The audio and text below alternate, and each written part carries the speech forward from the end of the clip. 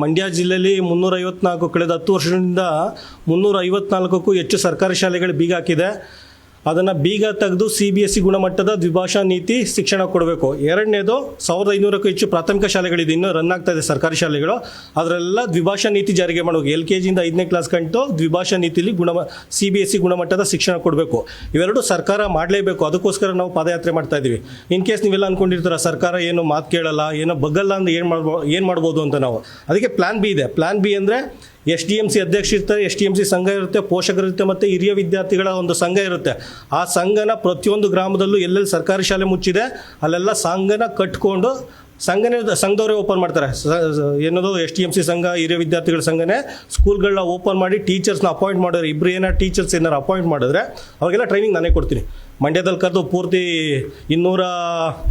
233 ಗ್ರಾಮ ಪಂಚಾಯತಿಲಿರೋ ಸ್ಕೂಲಲ್ಲಿ ಪ್ರತಿಯೊಬ್ಬರು ಟೀಚರ್ನು ಪ್ರತಿ ತಿಂಗಳು ಮಂಡ್ಯದಲ್ಲಿ ಕರೆದು ಅವ್ರಿಗೆ ಟ್ರೈನಪ್ ಮಾಡ್ತೀನಿ. CBSE ಸ್ಟ್ಯಾಂಡರ್ಡ್ನೇ ಟ್ರೈನಪ್ ಮಾಡ್ತೀನಿ. ಆ ಟೀಚರ್ಸ್ ಹೋಗಿ ಅಲ್ಲಿ ಪಾಠ ಮಾಡ್ತಾರೆ. ಸೊ ಏನೂ ತೊಂದರೆ ಆಗಲ್ಲ ನಮಗೆ. ಸರ್ಕಾರ ಏನಾರ ಇಮಿಡಿಯೇಟ್ ಏನಾರು ಮಾಡಲಿಲ್ಲ ಅಂದರೆ ಇಮಿಡಿಯೇಟ್ ನಾವೇ ಕೈ ತೊಗೊತಿದ್ದನ್ನು ಪೂರ್ತಿ ವಶಕ್ಕೆ ತೊಗೊಂಡು 354 ಸ್ಕೂಲ್ನ ವಶಕ್ಕೆ ತೊಗೊಂಡು ನಾವು ಸರ್ಕಾರಿ ಶಾಲೆಯಲ್ಲಿ CBSE ಗುಣಮಟ್ಟದ ಶಿಕ್ಷಣ ಕೊಡ್ತೀವಿ.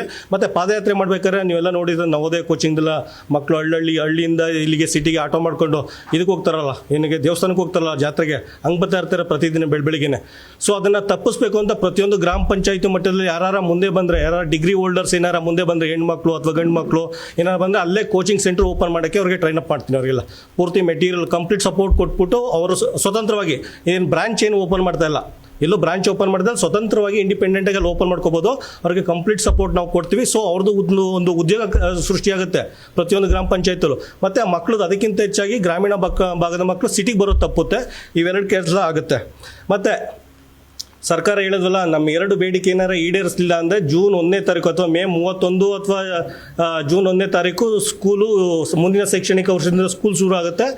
ಹಾಗೇನು ಮಾಡ್ತೀವಿ, ಪ್ರತಿಯೊಂದು ಮಂಡ್ಯದಲ್ಲಿರೋ ಪ್ರತಿಯೊಂದು ಸರ್ಕಾರಿ ಶಾಲೆಗಳಿಗೂ ಬೀಗ ಹಾಕ್ಬಿಟ್ಟು DC ರೋಡ್ ಇದೆಯಲ್ಲ, DC ಮತ್ತು MC ರೋಡು, ಅಲ್ಲಿಂದ ತನಕ DC ಇಂದ ಸರ್ ಎಂ ವಿಶ್ವೇಶ್ವರಯ್ಯ ಪಾರ್ಕ್ ಗಂಟ ರೋಡ್ ಇದೆಯಲ್ಲ, ಸರ್ಕಾರಿ ಶಾಲೆ ಮಕ್ಕಳನ್ನ ಅಲ್ಲಿ ಕೂರಿಸ್ಬಿಟ್ಟು ಅಲ್ಲೇ ಪಾಠ ಮಾಡ್ತೀನಿ ನಾನು.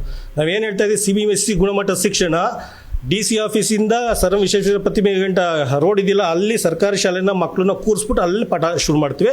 ಸರ್ಕಾರಿ ಶಾಲೆಯಲ್ಲಿ ಬೀಗ ಹಾಕ್ಬಿಟ್ಟು ಆ ಕೆಲಸ ಮಾಡ್ತೀವಿ. ಸರ್ಕಾರಕ್ಕೆ ಇದು ಒಂದು ಇದಾಗಲಿ, ಎಚ್ಚರಿಕೆ ಆಗಲಿ, ಪೂರ್ತಿ ರಾಜ್ಯನ ಈ ಮೂಲಕ ಜಾಗೃತಗೊಳಿಸ್ತಾ ಇದ್ವಿ. 26ನೇ ತಾರೀಕು ಒಂದು ಚಳವಳಿ ಮಾಡಿದ್ವಿ.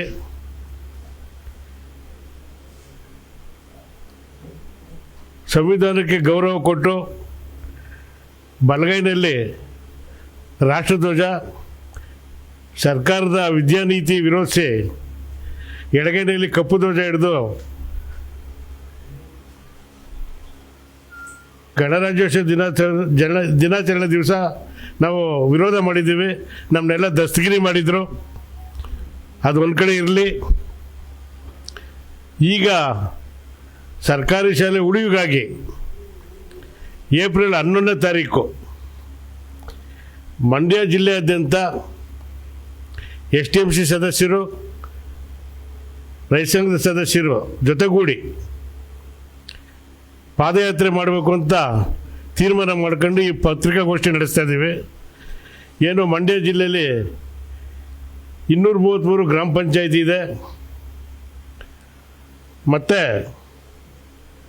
354 ಸರ್ಕಾರಿ ಶಾಲೆಗಳನ್ನ ಬೀಗ ಹಾಕಿದ್ದಾರೆ. ಆ ಸರ್ಕಾರಿ ಶಾಲೆಗಳನ್ನ ಬೀಗ ತೆಗಿಸಬೇಕು ಸರ್ಕಾರದವರು. ನಾವು ಹೋರಾಟ ಮಾಡಿ ಬೀಗ ತೆಗೆಸಬೇಕು ಅಂತ ಪಾದಯಾತ್ರೆ ಮಾಡ್ತಾ ಇದ್ದೀವಿ. ಮಂಡ್ಯ ಜಿಲ್ಲೆಯಲ್ಲಿ 1500ಕ್ಕೂ ಹೆಚ್ಚು ಸರ್ಕಾರಿ ಪ್ರಾಥಮಿಕ ಶಾಲೆಗಳಿದ್ದಾವೆ. ಅಷ್ಟರಲ್ಲೂ CBSE ಗುಣಮಟ್ಟದ ದ್ವಿಭಾಷಾ ಶಿಕ್ಷಣ ಹಾಗೂ ಮೂಲಭೂತ ಸೌಕರ್ಯ ಒದಗಿಸಬೇಕು. ಇದು ನಮ್ಮ ಮೊದಲನೇದು.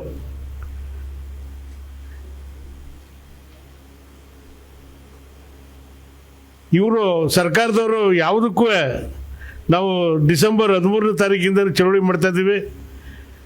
ಡಿಸೆಂಬರ್ 13ನೇ ತಾರೀಕು 3 ದಿವಸ ಉಪವಾಸ ಸತ್ಯಾಗ್ರಹ ಮಾಡಿದ್ದೀವಿ. ನಮ್ಮನ್ನ ಕರೆದು ಮಾತಾಡಿ ಅಂತ ಹೇಳಿದ್ವಿ. ಎಚ್ಚರಿಕೆಯನ್ನು ಕೊಟ್ಟಿದ್ವಿ ಅವರಿಗೆ. ಗಣರಾಜ್ಯೋತ್ಸವ ದಿನಾಚರಣೆ ಮುಂಚಿತವಾಗಿ ಯಾರು ಇದ್ರ ಬಗ್ಗೆ ಮುತುವರ್ಜಿ ವಹಿಸ್ತಾ ಇಲ್ಲ.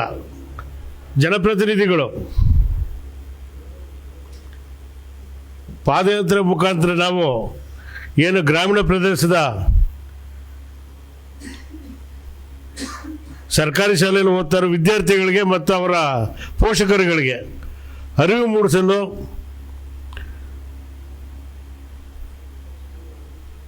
ನಾವು ಪಾದಯಾತ್ರೆ ಶುರು ಮಾಡ್ತಾ ಇದ್ದೀವಿ ಏಪ್ರಿಲ್ 11ನೇ ತಾರೀಕು. ಇದು ನಿಲ್ಲಿಸಿ ಮಾಡೋಂಥದ್ದಲ್ಲ. ಎಷ್ಟು ದಿವಸ ಆಗುತ್ತೆ, ಒಂದು 45 ದಿವಸ ಆಗ್ಬೋದು, 60 ದಿವಸ ಆಗ್ಬೋದು. ಅಷ್ಟು ದಿವಸನೂ ನಾವು ಟೈಮ್ ಟೇಬಲ್ ಹಾಕ್ಕೊಂಡು ಮ್ಯಾಪ್ ತಗೊಂಡು ಆ ಗ್ರಾಮ ಪಂಚಾಯತಿಗಳಿಗೆ ಭೇಟಿ ಕೊಟ್ಟು ಅಲ್ಲಿ ಸರ್ಕಾರಿ ಶಾಲೆಗಳನ್ನ ವಿದ್ಯಾರ್ಥಿಗಳು ಮತ್ತು ಪೋಷಕರನ್ನ ಸಭೆ ಕರೆದು ಅರಿವು ಮೂಡಿಸಬೇಕು ಅಂತ ತೀರ್ಮಾನ ಮಾಡಿದ್ದೀವಿ. ಇದಕ್ಕೂ ಸರ್ಕಾರದವರು ಜಗ್ಗದೇ ಇದ್ದರೆ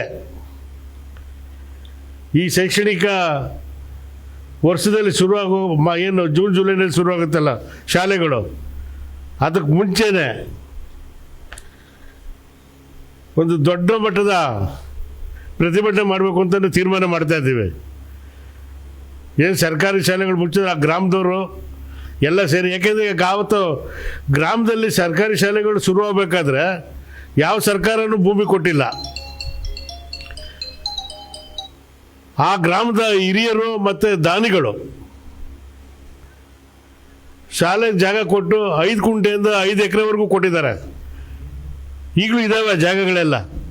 ಅಂಥದ್ದೆಲ್ಲ ಮುಚ್ಚಿಬಿಟ್ಟು ಏನು ಮಾಡ್ತಾರೆ ಇವರು?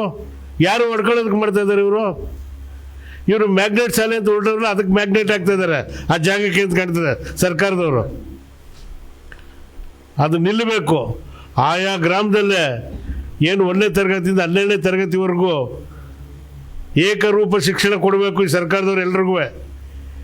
ಬಡವ್ರ ಮಕ್ಕಳಿಗೆ ಒಂದು ರೀತಿ ಶಿಕ್ಷಣ ಕೊಡ್ತಾವ್ರೆ, ಸಾಹುಕಾರರ ಮಕ್ಕಳಿಗೆ ದುಡ್ಡು ಕೊಡೋರು ಒಂದು ರೀತಿ ಶಿಕ್ಷಣ ಕೊಡ್ತಾವ್ರೆ. ಬಡವ್ರ ಮಕ್ಕಳು ಇಲ್ಲಿ ಸರ್ಕಾರಿ ಶಾಲೆಯಲ್ಲಿ ಓದಿರೋರು ಅದೇ ಇಲ್ಲಿ ಬರೆದಿದ್ದೀವಿ ನಾವು. ಗಾರ್ಮೆಂಟ್ಸು, ಪೆಟ್ರೋಲ್ ಬಂಕು, ಆಮೇಲೆ ಸೆಕ್ಯೂರಿಟಿ, ಇಂಥ ಕೆಲಸ ಮಾತ್ರ ಇವರು ದುಡ್ಡು ಕೊಟ್ಟರು. ದೊಡ್ಡ ದೊಡ್ಡ ಮಕ್ಕಳೆಲ್ಲ ಡಾಕ್ಟ್ರು, ಇಂಜಿನಿಯರ್ಸ್ ಅವ್ರಿಗಾಗೋದು ಅವ್ರಿಗೆ ನಮಸ್ಕಾರ ಕಂಡು ನಿಂತಿರೋದು ನಾವು. ರೈತರ ಮಕ್ಕಳೆಲ್ಲ, ಕೂಲಿಕಾರರ ಮಕ್ಕಳೆಲ್ಲ ದ್ರೋಹ ಮಾಡ್ತಾ ಇದ್ದಾರೆ ಇವರು. ಕರ್ನಾಟಕ ನ್ಯೂಸ್ ಡಿಜಿಟಲ್ ಚಾನಲ್ ಅನ್ನು ಈಗಲೇ ಸಬ್ಸ್ಕ್ರೈಬ್ ಮಾಡಿ. ಧನ್ಯವಾದಗಳು.